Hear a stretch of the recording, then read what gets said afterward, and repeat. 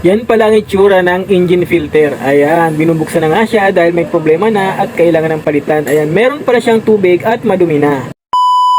Mga padion, dito ako ngayon sa 13 sa isang pagawaan.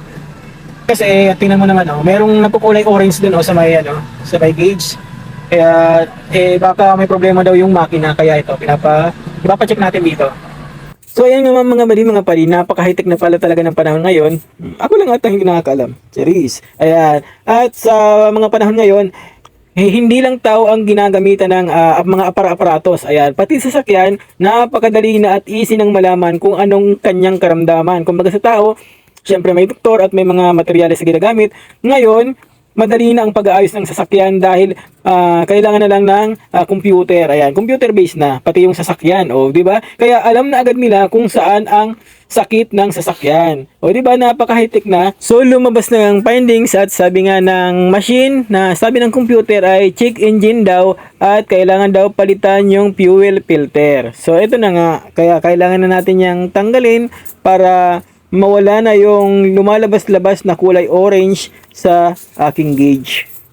Ayan, Pegasus, dahil naka 3 years ka na, naglalabasan ng kung ano-ano sakit sa'yo. Ayan, si Pegasus. At kailangan ng palitan ang kanyang fuel filter para mas maganda na ang kanyang takbo. Kailangan talaga lagi nating aalagaan at ipapacheck ang ating mga sasakyan. So, ito na, tinatanggal na nga dyan ang kanyang fuel filter.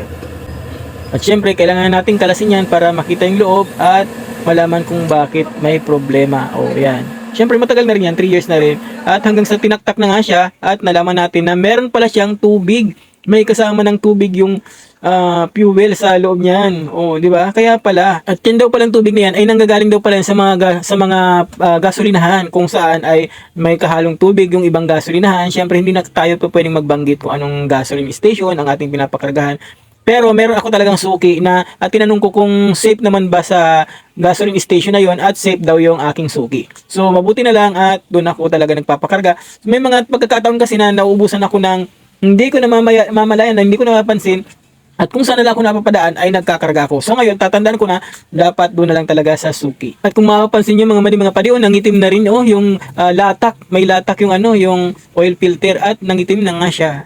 So ayan, saglit lang na umalis si kuya dahil wala silang pyesa, bumili sila at nandito na agad siya, nakakabalik na agad at ito na nga, ina-assemble na nga nila yung pyesa para maibalik na sa kanyang dating kinalalagyan para maayos na ulit ang ating sasakyan na si Pegasus. Di ba? Ganyan lang kabilis, napansin ko, maaasahan sila, reliable talaga yung mga trabahante rito. So ito na nga at kinakabit na nga nila ulit sa dati na kanyang kinalalagyan. At ito, pakita ko sa inyo mga padi. Ayan, okay na siya. Okay na ulit si Pegasus. Wala nang problema. At dito nga pala ito mga padi sa Golden Eagle. Dito ito sa may likuran ng SM 13. Ayan, Shawi sa'yo Kuya Jojo. At sa mga Julalay mo dyan. Julalay! Ayan, ang mabait nila at masisipag. Talagang tutok sila sa trabaho at talagang ginagalingan nila. Diba? Shout out sa inyong lahat dyan sa Golden Eagle. Ayan, at okay na nga dyan ang aking sasakyan. Yes, ganun lang kabilis. Napakadali. At alam nyo ba, napakamura lang ng binayaran ko dyan. Di ba naman? Kaya naman syempre natuwa ako at syempre nabigyan ko tuloy sila ng talip-tip.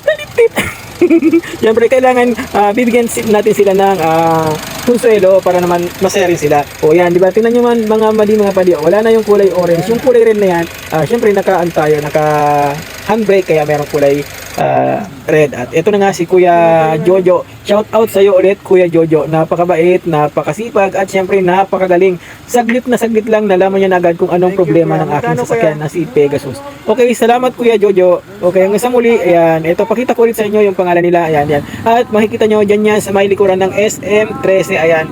Pagliko nyo dyan sa may SM13 na yan sa kanan, matutumbok na agad yung kanilang shop. Okay, thank you po. Maraming salamat po sa inyong panonood.